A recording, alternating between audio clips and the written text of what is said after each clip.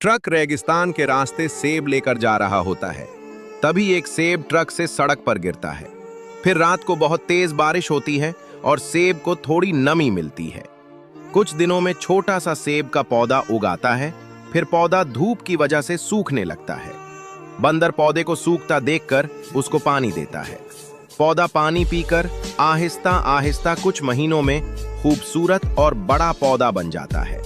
फिर बंदर और सारे जानवर सेब की छांव में रहने लगते हैं। तभी बंदर रोने लगता है क्योंकि किसी ने लाइक और सब्सक्राइब नहीं किया।